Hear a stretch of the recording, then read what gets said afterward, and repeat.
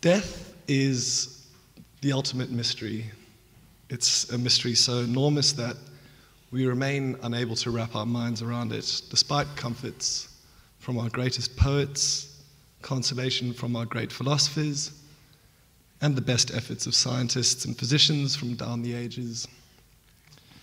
So how are we, as normal people in many senses of the word, supposed to make sense of it all? What we do know is that death is ubiquitous and universal. And as we move through life, facing the mortality of others and ourselves, we each experience this truth uniquely. We also know that in modern Western society, we are consumed by our abhorrence to death. It is an event that happens in cold, clinical settings, away from the eyes of curious children, and indeed away from the eyes of most of us. It's something to keep out of sight and out of mind. And yet, of course, we are all touched by it in the end. And when I was doing research for this event, what really interested me is that slowly, but seemingly quite steadily, the way we do death is starting to change.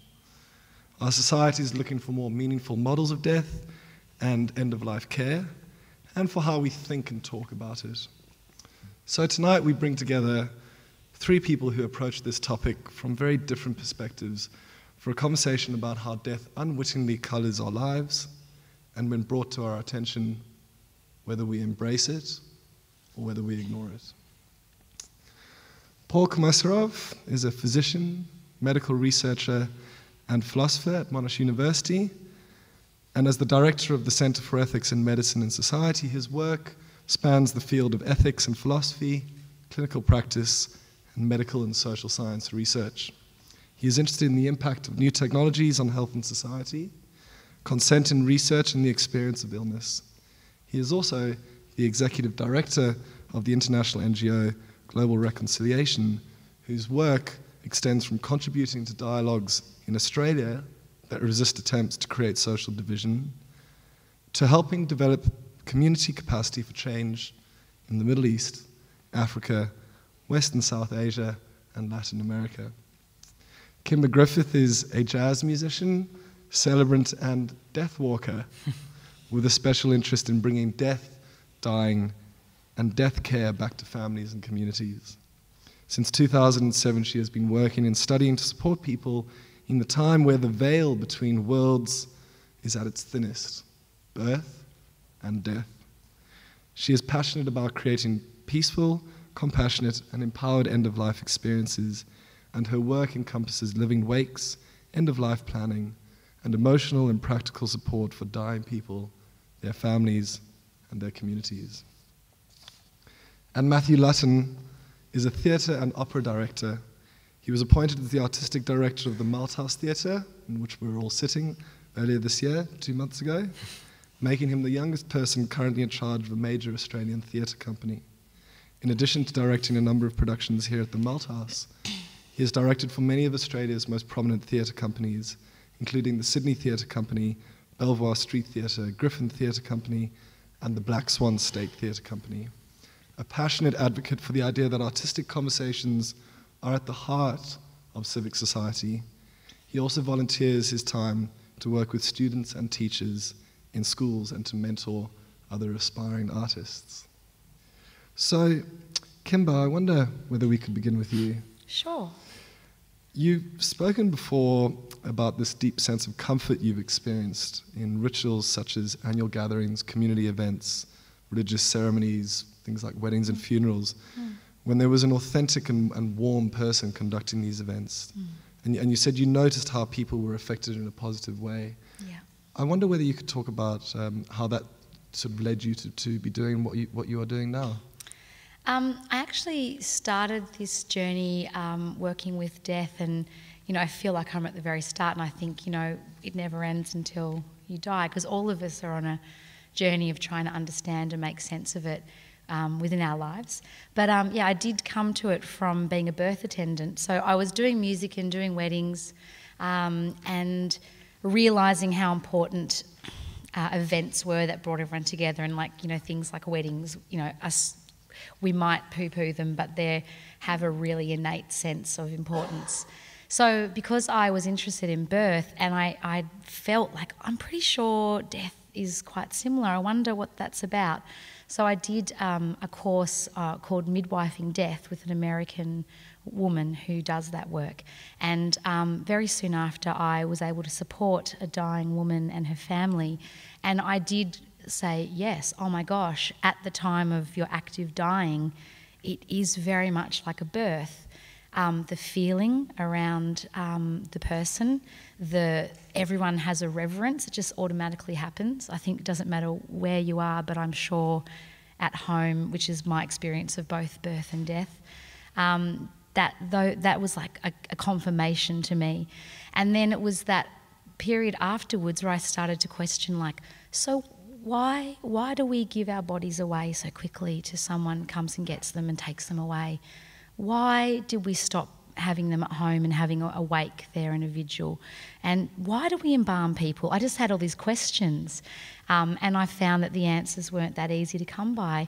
So I just started digging around, and then in the last few years there's been an explosion all across the world and in Australia of people who are sort of confronting these notions of how we work with death and how we farewell people and how we plan for our own death.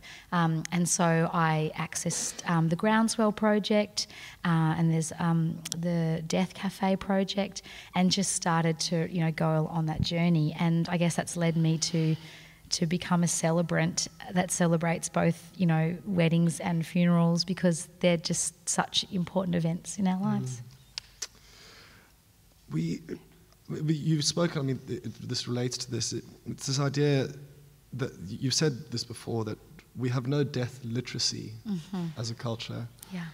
And how in many respects this was quite comforting on the phone, actually, when we spoke, and I said, well, I'm not an expert in death, I don't really know much about it. And you said, well, no one's an expert in death because no one's done it before. Not who's here to tell us, like, here and now anyway, yeah.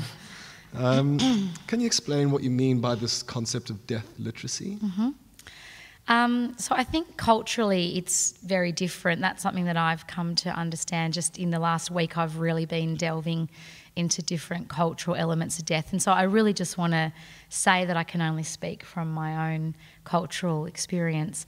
But in Western culture and in Australia, I think we are not talking about death, and that is the thing that we mostly do. And it happens a lot, like the way that we talk about when someone dies, and I've noticed this actually on social media, that when someone says, like, every week you see someone's died and people say, I'm so sorry for your loss, and they're beautiful, people are trying to offer some comfort, and I just started saying, I wonder if I just say what I'm really thinking, which is, I'm so sorry the person you loved died, and I just want to wish you all the best in planning to farewell that person, your dad or whatever.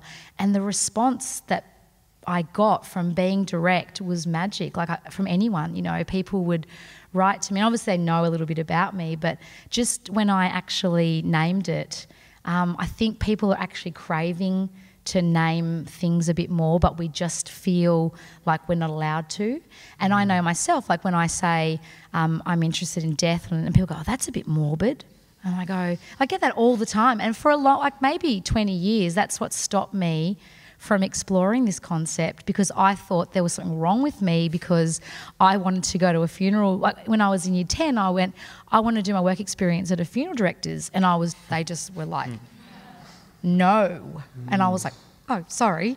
Yeah, so I guess I just realised that a lot of people are hiding from it. So then we don't realise things like, you don't have to give your loved one's body away, or if they're in a hospital, you can put them in the back of your car and take them home.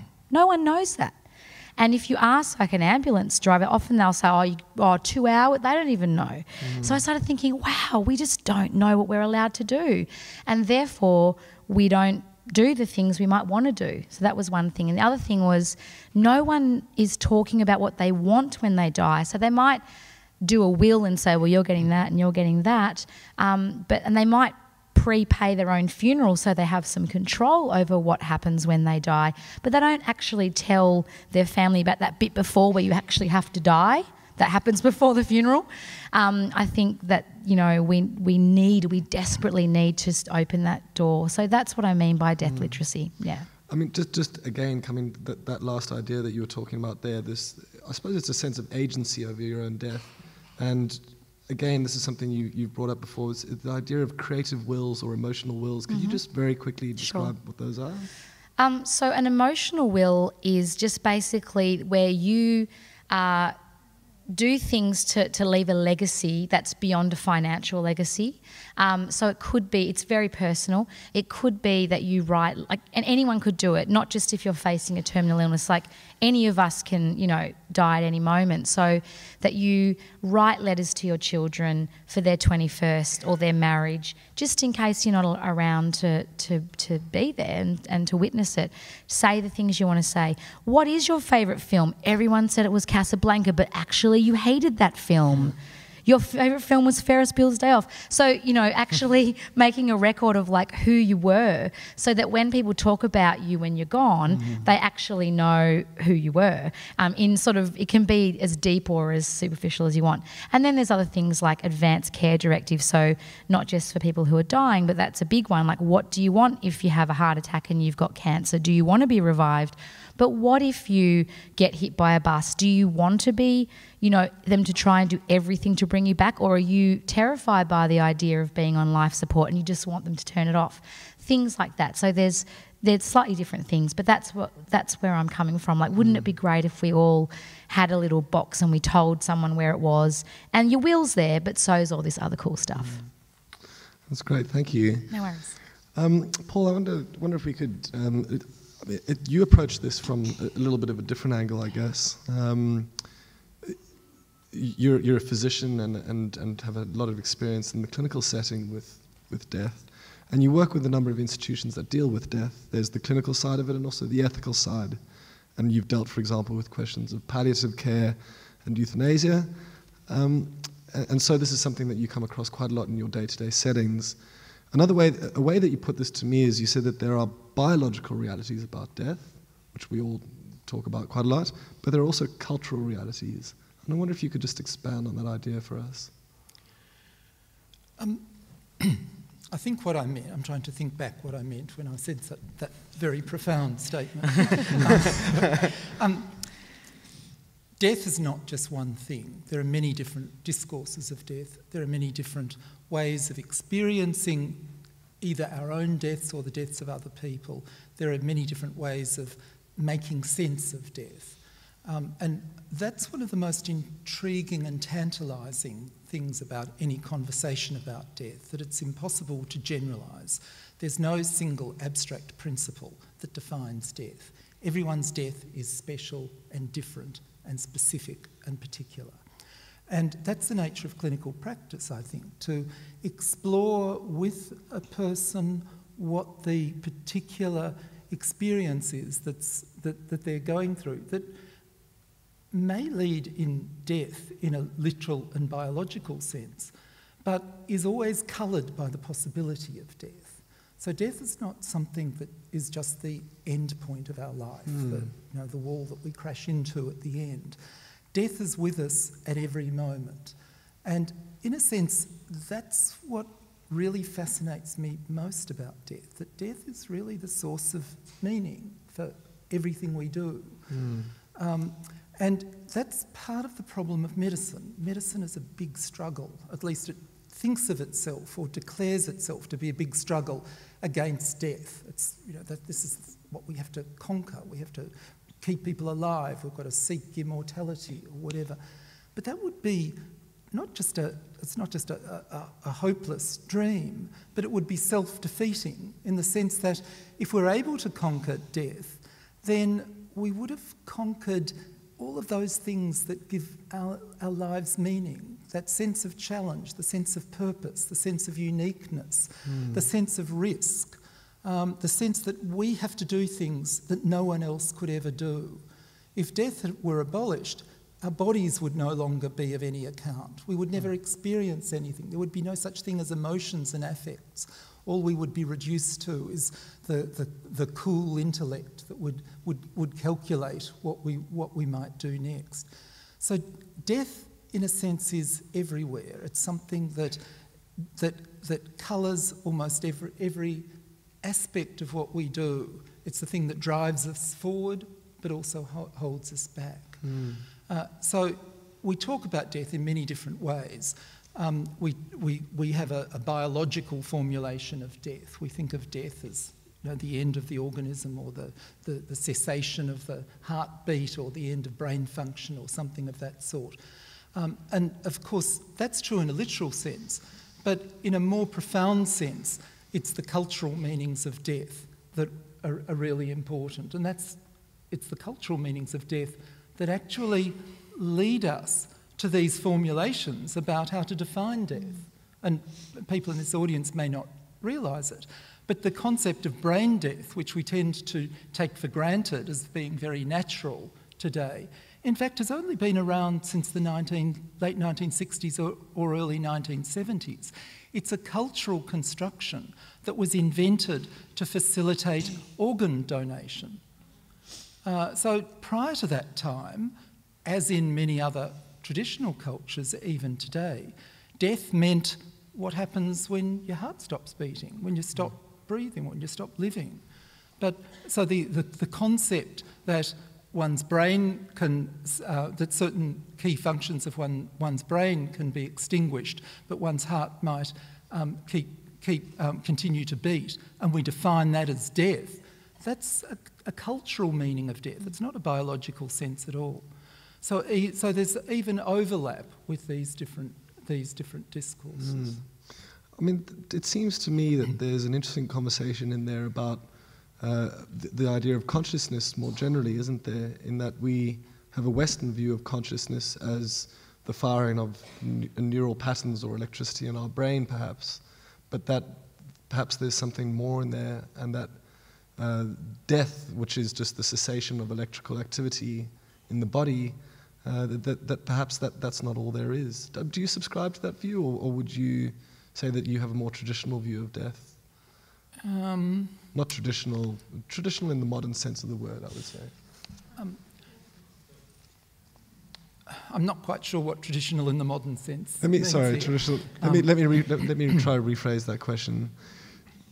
Do you think that there's this growing conversation around consciousness and the idea that there is more to us than just electrical activity and the body, that perhaps there is something more to what human beings are? And so when you talked about death and you talked about brain death or the heart stopping, do you think that there is some sort of residue or the sort of end of consciousness as well when someone dies? Or do you think that there's something that's left behind? Or Okay. So I'd really turn the question around. The sense that we continue after death is as old as civilization itself. Death has always been thought in every culture as one point in the ongoing process of our existences. And of course the existences that go beyond a single individual can consist of the families, the rest of society, whoever succeeds those people. And there are many different ways of formulating this. Every religion has its own concept. In the Judeo-Christian setting, there's a particular idea of time that makes this a bit problematic. But essentially, there's always a sense of something that perdures. What I think is interesting and maybe even special about the modern era is the idea that actually there's something less than death, not more than. And the so-called new neuroscience or new neurobiology, in a sense, is very, very old and basic. It's an attempt actually to drain death of all of that richness, all of that sense of mystery, all of that cultural meaning. Mystery is a problematic term. I was thinking as you gave your introduction, you said death is the greatest mystery. That's a very interesting and problematic thing to say. Because a mystery is something that you can solve or you imagine that you can solve. And I think the key point about death is that it's a mystery that could never be solved in principle. Death is that which goes beyond anything that we know and can comprehend. Death is the possibility of something new that no one has ever dreamt of before. So in a sense, all of civilization, all of art, all of culture is really just an attempt to make sense of, to come to terms with death in that way. And so to get back to the specific question about the new neuroscience, what's odd about that and disturbing is the sense that we need somehow to control or contain death, to turn it into something that has a limit, to turn it into something that's kind of instrumentalised, that's subject to our technologies and our tools. I think that's new. That idea that you put forward there about the idea of all art as a response to death, Matthew, I wonder if you could perhaps explore that in a little bit more. That's something that I think that you've talked about before. Yeah, I think that's very true. I think, in some ways all art is about, sex and death. And I think exactly what we've been talking about, this idea of, and you can't solve the idea of death. And I think art is where we see a great working out, a great sort of a whole range of propositions being put forward, of fantasias, of imaginings of what it might be. And also we see in a lot of art rituals being created. Again, I sort of think a lot of the things that maybe are perhaps absent or denied or pushed aside in society, that art becomes a place that's to not solve them at all, but to sort of evoke thought, possibilities, imaginings, workings. And I think, in some ways, the idea of death, I think death has been there from the very beginning of art. And, my understanding of one of the most earliest texts we have, the Epic of Gilgamesh, goes right back to a story of a warrior venturing into the underworld. And that story just gets retold again and again. I think we see it again in the Orpheus story, going down into the underworld to receive Eurydice. I think that story has just never stopped being retold. And every 100 years or every decade, we tell it again in a different way. So I'm often very interested in what is influencing the differences that we're doing. When we look at through art and the sort of, again, the various different visions of an afterlife and why that is so important, or is it important to be constantly constructing that fantasy, whether it comes from a religious point of view or comes from a secular point of view. What is that, and how can art do that? And I mean, this is something that's quite central to your own work, isn't it? I mean, there's this great interview with you from 2009 where you tell this story. You tell the story about your mum saying to you, "Why is your work so dark, Matthew? Your work is always so dark." And you've got this wonderful reply where you say that you're attracted to material that makes you dream. Yeah, I think... what is it about this darkness and specifically death that inspires dream-like qualities for you? I think because it is unknown, because it has no answer. I think the things that, certainly for me personally, that's inspired the greatest imaginings or my greatest daydreams are the things that I know I can't understand. I think that if I feel like it can be too easily, it can be solved, then there won't be enough working going on. There won't be enough thinking and enough dreaming. I think I create, I've built on that. I've talked about my mum about that further since that conversation, 2009. I think a lot of the work I create in opera or theatre is heavily inspired by growing up in Perth and being very isolated in that way. And I create shows about individuals trying to imagine their ways out of something, out of a box, out of a house, out of a country, out of a culture. And it's about an imagining. It's about an impossible imagining. I create shows usually that start in an interior, and you imagine an exterior, and you try to make it manifest. But I also find myself constantly confronted with how to suggest death on stage. From the most simplicity, of actually allowing a character or an actor to die, but also how to embody grief or absence on stage, and that's very subjective. And those things of how do you, again, create for an audience, whether that's in writing or in music or in theatre, a shared experience of exploring that. And something else that you've said, which I found really interesting, is you said that this idea of death, there's been a bit of a shift in the arts on how we deal with death, that we're using art to deal with death in new ways that we perhaps haven't done before. Well, I think there's just I think it is the shift from starting to work in a more secular world, and then how it's shifted. I think a lot of the art, what's interesting, I find it when some of the work that I do in opera often goes back to a romantic era, you know, and I'm looking at the works from the 19th century, and their vision of death in the afterlife is so vastly different to the sort of cosmology of symbols that we would use today. So I'm constantly sort of interested in what are the sort of new, as we shuffle towards more understandings or perceptions of death, what are the new sort of symbols we start to use? You know, the idea of a void, the idea of an absence feels to be more prevalent today than a Dante-esque sort of cycle of spheres. And, you know, what is influencing our ideas of how we portray that. And particularly I'm interested in also artists that, you know, like to create, you know, almost like in science fiction terms, like to project into the future of what we might perceive death to be in 50 years. And does even offering those projections influence the way we do encounter it or think about it? Kimba and Paul, I wonder if there's anything in there in what Matthew's talking about that makes you think about some of your own work, or something that you would want to respond to? Yeah, I think that idea of, you know, older stories or universal stories. So in the research that I've been doing, there's almost every culture that's been, you know, anthropologically studied, you know, however much value you personally place in that, has this dread of the dead body. It's very pervasive. And so I started to think about that in terms of our culture and our time.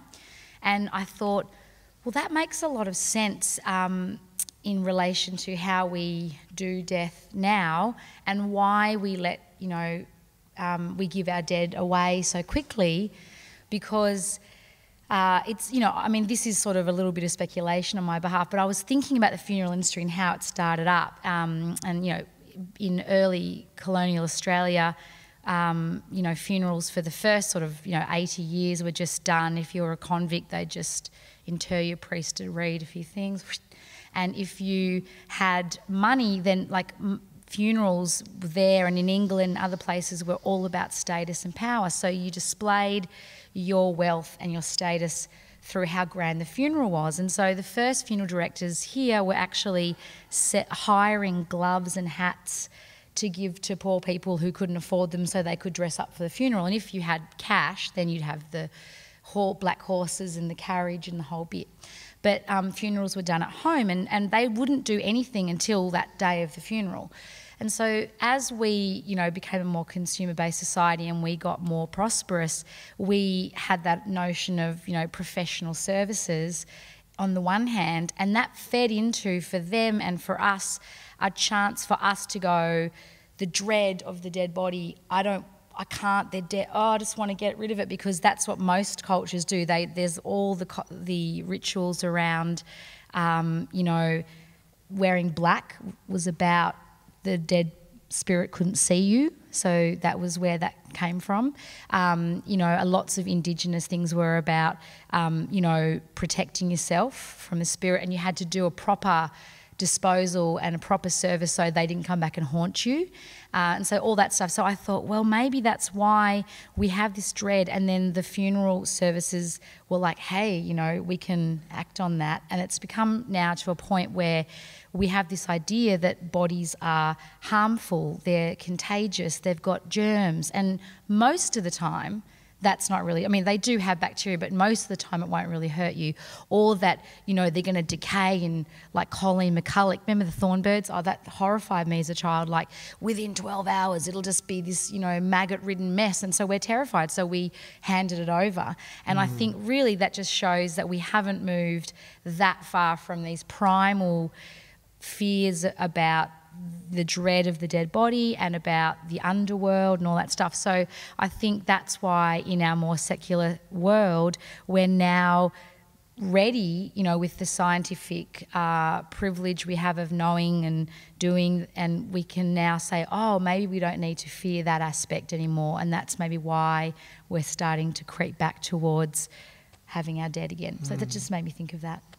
Paul, do you think that there's a room for that kind of thinking, or that sort of shift in approach to bring it and that into a clinical institutional setting? Yeah, look, I think the idea that Matt mentioned of a change in the way in which we think of death and we express it and symbolise it. I think that's very interesting. You've got to be a little bit careful, because I'm sure everyone in every age thinks that of course, things are worse than they ever were previously. And maybe they are, who knows. But I think that certainly from the point of view of clinical medicine and the technologies applied to death and the ways in which we speak about death in medicine, even in the last 20 or 25 years, the period in which I've been practicing, I think there has been a cultural shift. I think there has been a shift in the way we think about death. And I think the tendency is to try to control death to make it safe, but also to fear death in a way that perhaps was not previously the case. And, you know, if this is true, if this idea is true, then it, I think, might be telling us something not about death, but about life. To the extent that life, our own lives, become precipitous and terrifying, death becomes drained of meaning. So death then becomes the great fear, the fear that represents everything that we're not able to accomplish, all the content that our lives don't have. So what we need to do in response is to establish the processes, and they're not technological entirely. They're not just, you know, resuscitators and, you know, fancy machines and so on that will keep people alive. They're the cultural machines, the advanced directives, the laws that enable euthanasia, that mean that death can be undertaken without risk, without uncertainty, that we can somehow feel that everything is now safe, that everything is now controlled. I think that's a symptom, and it's a symptom, as I'm saying, not so much of death, but of the fact that we feel that our lives are being drained of meaning, and that death therefore becomes even more empty, more banal, more meaningless than it's ever been previously. Matthew, I saw you. Did you have anything to say to that? Or I find it interesting about the idea of the different relationship to death and the different relationship to the value of your own life, and how that starts to shift. And that's so much of what we do. I feel it's so much of our sort of our cities, the way they're built. I feel like the art we make, the politics that we create are often about trying to deal with death. Like, that is sort of the base of that, and how that shifts. And sort of also, I guess, the role in which so much we do in trying to create meaning in our lives is actually trying to outlive our own lives. Like, it's actually about a quest for immortality. So much of it is that we're creating things that might live past our bodies. You know, trying to create a legacy, I guess, is what I'm talking about. And whether that's associated with meaning, that you actually you seek out, that your life starts to develop meaning if you have a legacy to outlive you. And yet, I suppose a lot of art and literature tells us that that's meaningless as well. Yep. Ozymandias, you know, with the feet in the sand. Yeah. That maybe is pointless. Yeah. Well, I think that's also what is why people set out to do it. I think there is a pointlessness to it. I think that's. I mean, I think it comes from that. If you sit back and use the sort of the philosophical framework, I guess, of that life is ultimately meaningless, and once you've confronted that, then you actually find meaning within it. But you have to sort of start from that place. That you know, everything you create will not have impact, but you find in yourself a great optimism and hope to continue. I wonder, I suppose maybe shift, not gears a little bit, but maybe shift the conversation a little bit. My background is in science and technology, and there's a big conversation happening in scientific and technological circles these days about not necessarily overcoming death, but trying to view things like aging as a disease and death as a symptom of that disease, which is quite a big shift. And that sounds fantastical in some sense of the word, but there's a lot of serious people. I mean, we are prolonging our lives. People are living longer. We live in a world where the average life expectancy in Western nations, at least, is now above 80. And so if not necessarily, we might not necessarily be able to overcome death, but we're certainly living a lot longer. And life expectancy, we currently gain 6 hours of life expectancy for every 24 hours that we live, on average. Wow. So are our traditional, and again I use that word loosely, ideas about death changing as science and technological progress change, as our society progresses around us? And I suppose maybe that's something that I'd maybe ask any of you to comment on. I guess it's really great to kind of get into those really big ideas around death and immortality and those things. I suppose when I hear those things, I just keep coming back to the fact that people are dying every day and that none of us know, just to bring it to where I'm coming from for a second, that, we could live until we're 110, or we could, die today. We could have an aneurysm in the garden, And I think that for a lot of people, they're trying to grapple now with confronting their death just in case it happens, and I think that it's a really wise thing to do. And there's still a lot of space for us to talk about these huge concepts, but I think it's also really valuable to do both, to sort of take it, like things like spiritual consciousness, but everyone has a slightly different view of that. But it's really great. I'm so passionate about people being really real about the fact that it can happen. And even if you do have a life expectancy that's growing 6 hours every 24 hours, there's still a lot of people that are going to die in any time. But just on that immortality thing, and, we talked about the idea of virtual immortality, and, that I think if we are living longer, as well as, where we live after we're gone, but while we're here, we have to grapple with, more concepts of chronic disease and, euthanasia. And we talked about that, like might need to decide, I want to get off the bus now, So, but I just wanted to bring it back to like a grassroots level a little bit, because that just really, impacts me, yeah. Look, I think the pathology's probably in society or in the culture rather than in ageing or death. And I think it's because we don't have the devices and we don't have those cultural resources to make death meaningful for us. And I think technology hasn't delivered the goods. It hasn't delivered the answers. And the discourses around ageing are very interesting because they've led to, at least in two related but slightly different directions. The first is that the economic problems that are generated by people living longer. We hear again and again, this is the ageing society, and the Treasurer gets up and says how elderly people are sucking up all the health dollars and so on. So there's part of that is to really victimise elderly people who have obviously been the people who've constructed the society in the first place, and in other contexts might be revered and respected.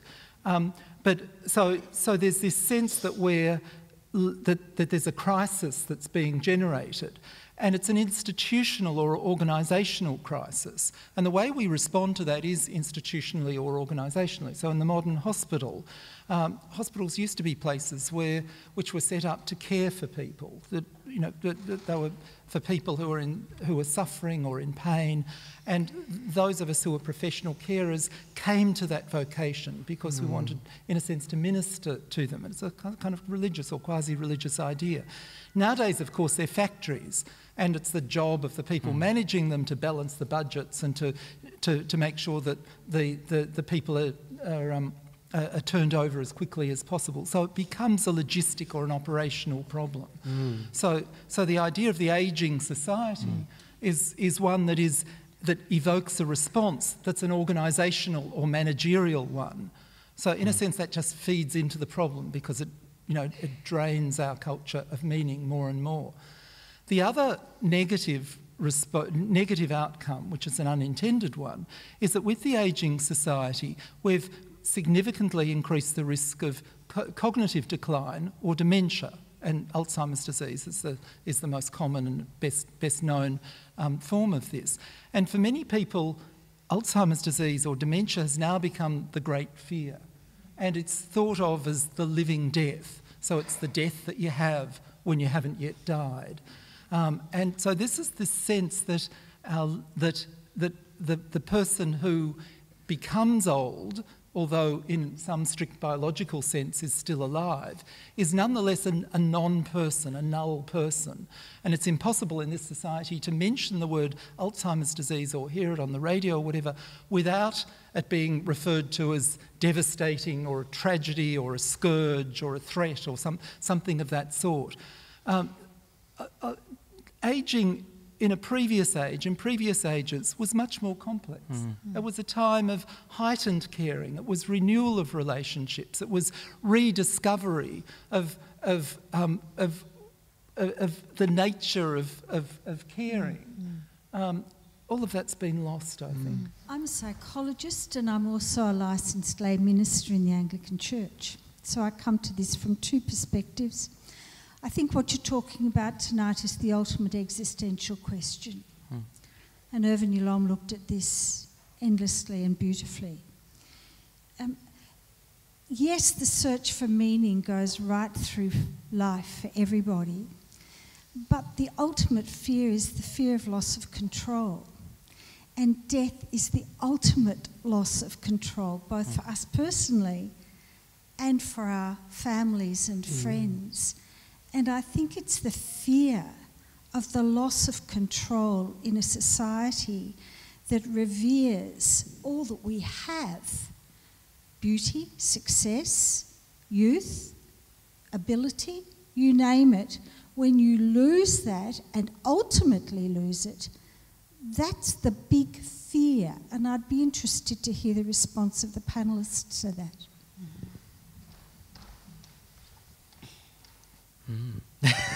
I might, yes. The only way that I can respond, I totally agree. And again, it brings me back to a birth-death paradigm because, as a lot of women and partners will know here, that's what birth's like a little bit, and that's how I sort of became interested, because to give life, you had to just give up any sort of notion that you were going to, and lots of women, first-time mothers, have this notion that they're going to do it this way or that way. We're going to put this music on, and we're going to, and then when it hits you, and you're just trying to survive, it feels like that, and it just, you have to just give in. And so when I was in the middle of my birthings, that's when I felt like I was touching death. And I think my partner, luckily had some training, but he was like, I had to just let you do that, and I couldn't make it better. I couldn't take it away. And it is that care model as well. I think where the medicalisation aspect, it's fantastic because great palliative care, great pain management can mean that your symptoms can be managed right through your dying. But at the same time, that can't stop you dying if you're dying, And so I think that's what we grapple with. And I think that notion of sudden death, that's one that I still struggle with and get woken up by at night, because that is the ultimate thing. And so I just want to agree with you and say, yes, and I think it's pervasive. So I don't think I agree with you. And I don't agree because I don't think control is such a fundamental category here. Obviously death is loss. It's loss of something. Maybe it's loss of everything. But why is control so important? And clearly the issue of control, the question of control, comes into our lives in many different ways, and we have lots of different strategies for relaxing our hold on the things that organise our lives. And we do all sorts of things. We go bungee jumping, or we take ecstasy, or we do all sorts of things that will break boundaries, that will enable us to move forward. So a large part of our lives are in fact directed towards transgressing those boundaries, to moving out of control. And I think that's my problem with the current medical formulations of death. that they're just about control. It's part of my problem with the pathologisation or the demonisation of the person with cognitive decline, that it's assumed that they no longer have a particular kind of control. Maybe they have something else. They have something new. They have access to a different kind of understanding, a kind of poetry that actually gives us a new insight that we didn't have before. Maybe that's a flowering. That's that's something that we can appreciate as being genuinely creative, generative, of new possibilities. So I don't think control is the main category here. I wonder, this conversation, and again, it's a fantastic question, and it's something to think about. I actually came across something really interesting from the Greek philosopher Epicurus when I was looking at this, and he argued that the fear of death is natural, but it's not rational. Where he said death is nothing to us because when we are here, death is not. And when death is here, we are gone. And this is often quoted, but that's really difficult to grasp, isn't it? And difficult to internalize, because the idea of being gone is just so difficult to imagine. As we've said, we cannot imagine it. And so 2,000 years later, another philosopher, Wittgenstein, put it like this, and he said, death is not an event in life. We do not live to experience death. And so, in this sense, life has no end. And again, it's difficult to get your head around, but I think it's interesting that, these are questions we engage with again and again and again. Maybe I'll get another question here. There was one in the front and then at the back over there afterwards. I'm interested in the relationship between sex and death. There was a time when, in order to reproduce, we had to have sex. And so there is sex, birth, death. Now, and it seemed to me the relationship was pretty obvious. Every time you had sex, you were confronted with your own mortality, in a way. I'm wondering what the panel members now think about the relationship between those stages and reproductive technology.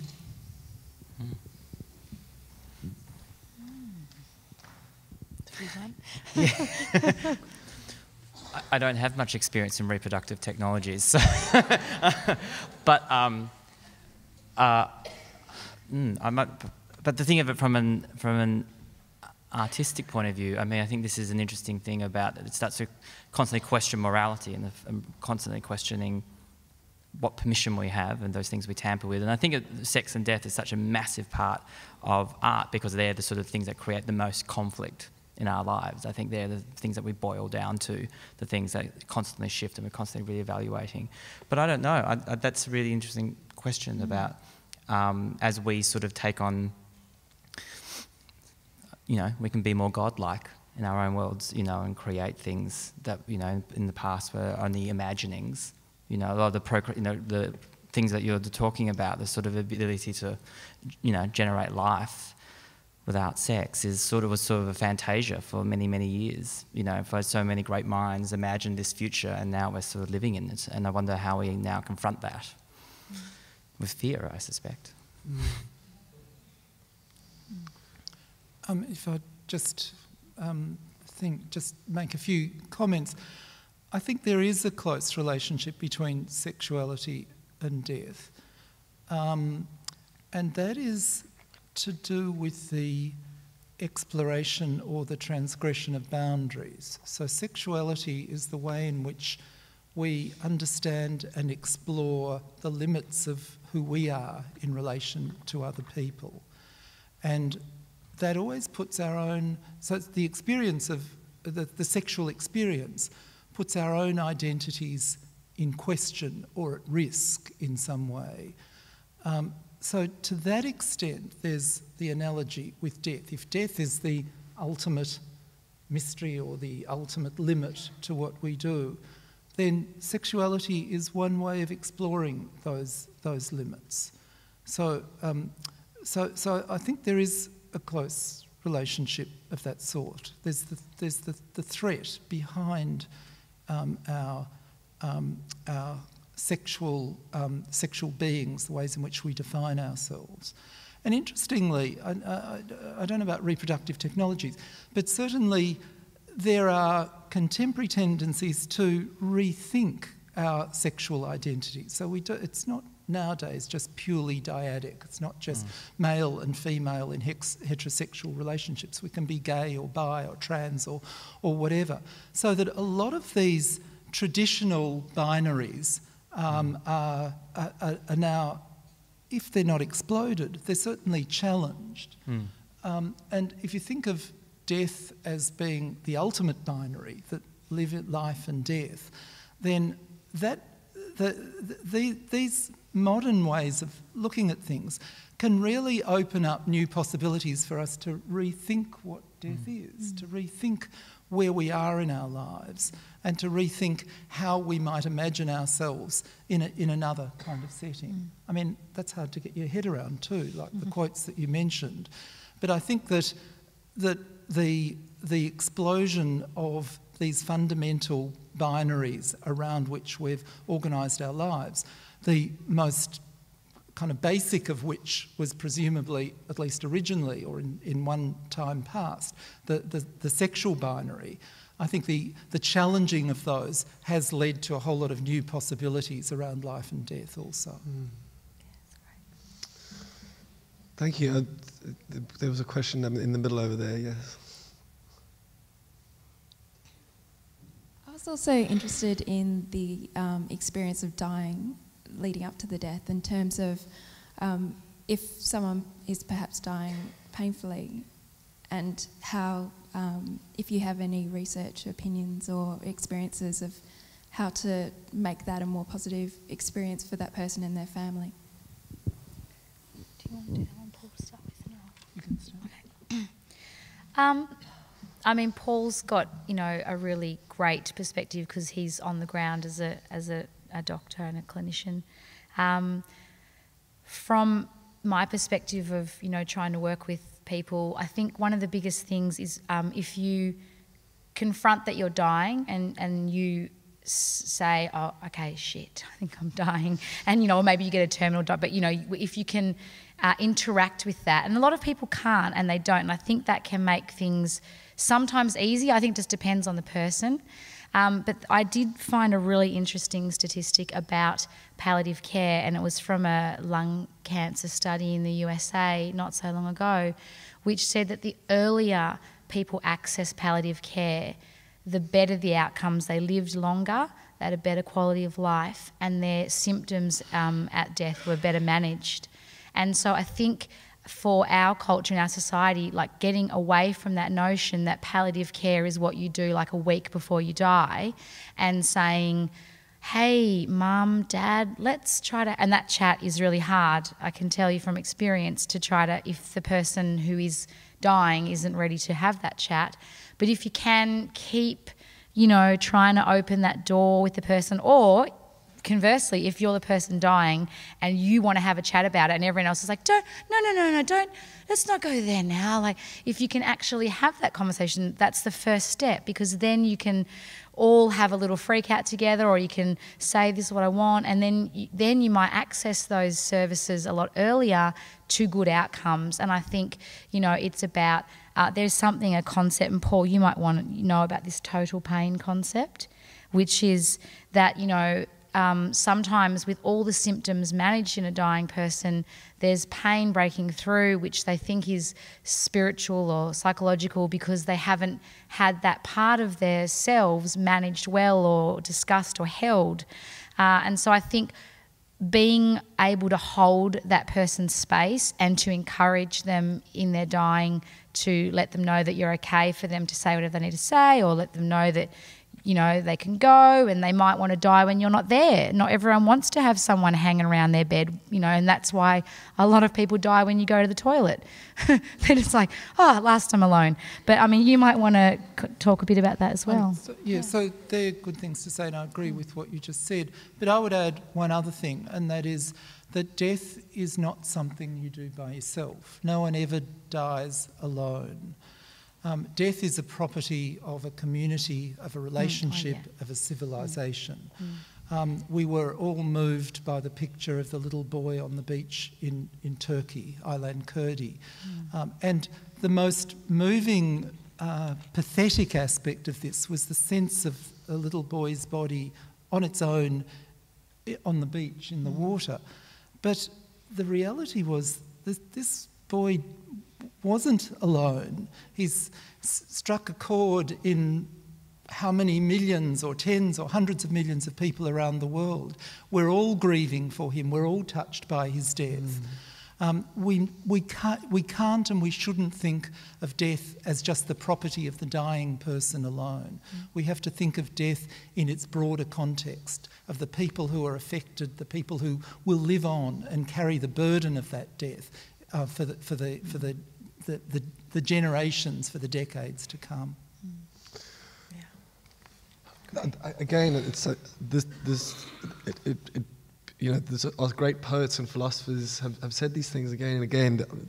I mean, that's a wonderful perspective, Paul, and maybe I could share with you something I found from the German poet Rilke, where he said, "The great secret of death, and perhaps its deepest connection with us, is this: in taking from us a being we have loved and venerated, death does not wound us without, at the same time, lifting us toward a more perfect understanding of this being and of ourselves." So, in closing, very quickly, maybe just for a few seconds for each of you, you think about death, these things. What does this mean for you personally, this topic? Well, that quote, for me, what that suggests is actually the relationship between death and wisdom, and that, you know, that the ability to perhaps see a life fully, you know, actually requires it to be complete. Or, you know, when are we actually at a point in our own lives to actually say that we have the sort of knowledge and wisdom to talk about someone else? That's great. I just, you know, have a calling to get people to talk to each other about something that, you know, is so affecting of all of us, and that we, you know, might be able to hold the space for someone who needs to be real about their death, or to hold our own space. And so I think it encompasses all of that stuff, but I guess, you know, some practical stuff can be a really good place to start with, and then it can expand from there. And I suppose I would say we have to hold on to and treasure death, because it's the source of meaning, of new possibilities, of everything we can never know. Thank you very much, and thank you to all of you for coming for a great event. This is the beginning of the conversation.